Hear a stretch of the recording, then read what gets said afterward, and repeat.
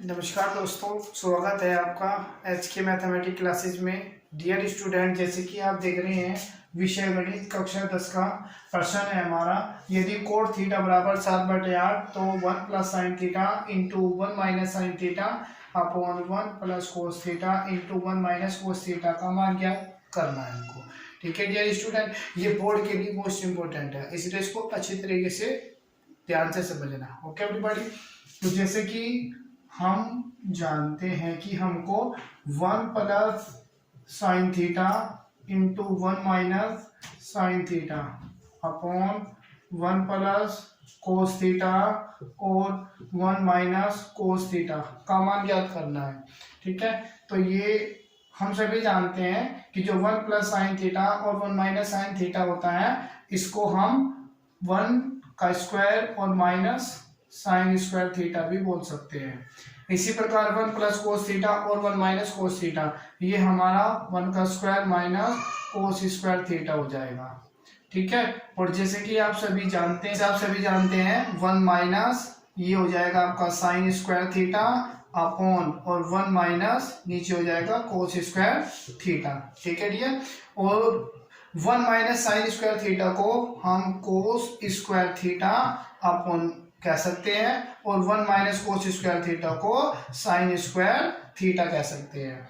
और cos square theta बटे sine square theta, इसको हम कोट स्क्वायर थीटा कह सकते हैं। और जैसे स्क्वायर थीटा और कोट थीटा का मान आपको कितना दिया गया है 7/8, तो ये 7/8 का होल स्क्वायर हो जाएगा। ठीक है डियर स्टूडेंट, अब 7 का वर्ग क्या होता है 7 7 49 और 8 8 64, ये हमारा आंसर आ जाएगा। ओके एवरीबॉडी,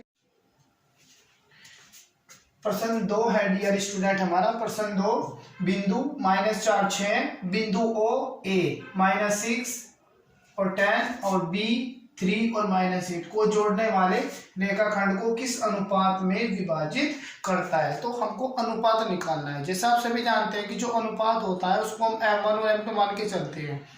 एक बात को ध्यान रखना डियर स्टूडेंट, यदि बिंदु देता है बिंदु, तो ये हमारा x का मान होता है और ये हमारा y का मान होता है। और बिंदुओं के बाद जो निर्देशांक दिए जाते हैं, जैसे यहाँ पे a और b का दिया गया है, ये x1 का मान, ये y1, ये x2 और ये y2। तो सबसे पहले हम इन मानों को लिख लेते हैं। ठीक है डियर, ये x बराबर हो जाएगा -4 और y बराबर हो जाएगा 6, ये x का मान है और ये y का। इसी प्रकार बिंदुओं के बाद जो निर्देशांक दिए गए हैं, यहाँ से x1 का मान हो जाएगा हमारे पास -6 और x2 का मान 3 हो जाएगा।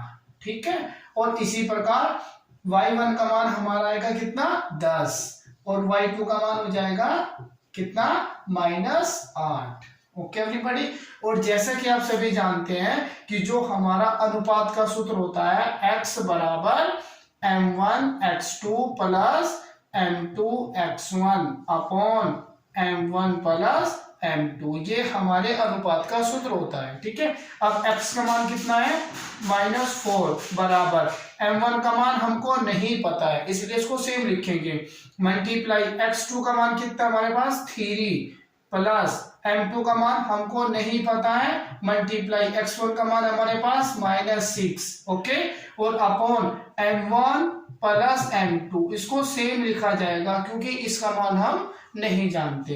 ठीक है, अब इसके अपॉन में 1 मान के क्रॉस मल्टीप्लाई कर देंगे, m1 की मल्टीप्लाई -4 में तो -4 m1, ठीक है, और m2 की -4 में तो -4 m2 बराबर 3 की मल्टीप्लाई m1 में तो 3 m1 और ये हो जाएगा -6 की मल्टीप्लाई m2 में तो -6 m2। ओके डियर स्टूडेंट, अब m1 वाले एक साइड कर लीजिए और m2 वाले एक साइड कर लीजिए, तो -4 m1 तो सेम इधर था, अब ये 3 m1 इधर आके ये माइनस का 3 m1 हो जाएगा इक्वल टू -6 m2 और ये m2 इधर आके किसका हो जाएगा प्लस का 4 m2। ओके, अब सेम है तो -3 और सॉरी -4 m1 और -3 m1, तो ये -7 m1 बराबर, और ये माइनस का 6 m2 और प्लस का 4 m2, तो ये कट जाएगा, माइनस का 2 m2 बच जाएगा, माइनस से माइनस कट जाएगा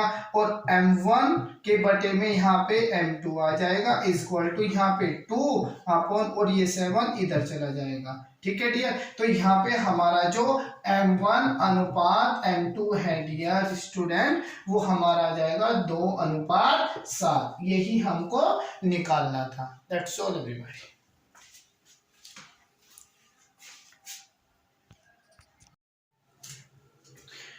प्रश्न नंबर 3 है डियर स्टूडेंट हमारा, k का मान ज्ञात कीजिए यदि बिंदु A 2 3, B 4, K और C 6-3 संरेखीय है। डियर स्टूडेंट संरेखी क्या होता है? संरेखी में हम क्या करते हैं, जो त्रिभुज के क्षेत्रफल का सूत्र होता है उसको हम 0 के बराबर रख देते हैं। ओके, और जो हमको निर्देशांक दिए जाते हैं, निर्देशांकों में जो पहला निर्देशांक है A, ये x1 का मान, ये y1, ये x2, ये y2, ये x3 और ये y3, ये मान हमको पता होते हैं। ठीक है, तो यहाँ से डियर स्टूडेंट सबसे पहले हम x1 का मान लिख लेते हैं। x1 का मान कितना आएगा? 2। ठीक है, और x2 का मान हमारा कितना हो जाएगा? 4। ठीक है, और x3 का मान हमारा कितना हो जाएगा? 6। ठीक है, इसी प्रकार y1 का कितना हो जाएगा? पहले ब्रैकेट से 3, और y2 का कितना हो जाएगा डियर स्टूडेंट? k। ठीक है, और y3 का कितना हो जाएगा? -3। अब हम सभी को पता है, क्योंकि हम यहाँ पे एक पॉइंट लिख लेते हैं जो उसने दिया है, चूंकि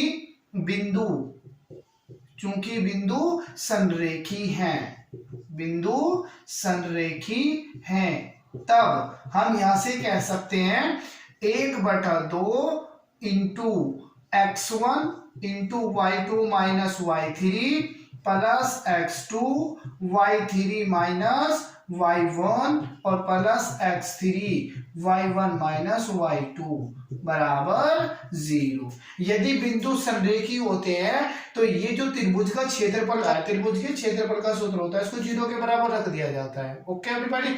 अब 1/2 की क्रॉस मल्टीप्लाई 0 ना करेंगे तो ये हट जाएगा, तो हमारे यहाँ पे केवल x1 रहेगा। ओके, इसको भी रफ कर देते हैं।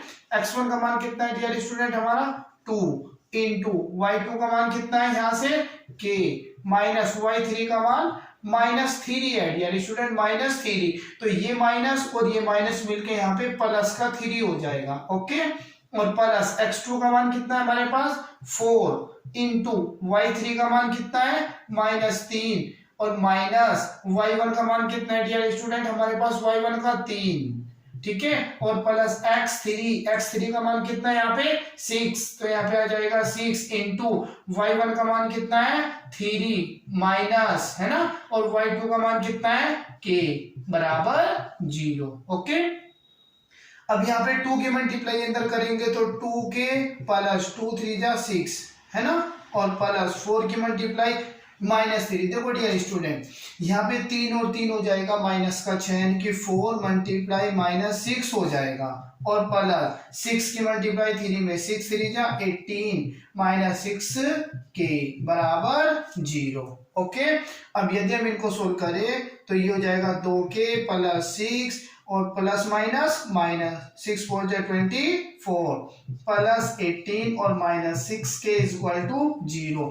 जैसा आप सभी को पता है कि चर राशि के साथ चर राशि जुड़ती है और अचर के साथ अचर राशि जुड़ती है और घटती है। ओके, तो 2k और -6k, तो डियर स्टूडेंट यहाँ पे हमारा माइनस का 4k रह जाएगा, क्योंकि ये प्लस का और ये माइनस का तो घट जाएगा।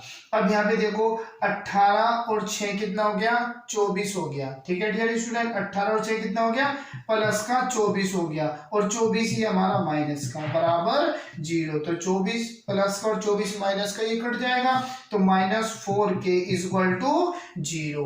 और हमको तो k का मान चाहिए, तो -4 उधर जाके डिवाइड में चला जाएगा, तो k इक्वल टू 0/-4, तो k इक्वल टू 0, ये हमारा आंसर आएगा। Okay everybody, thanks.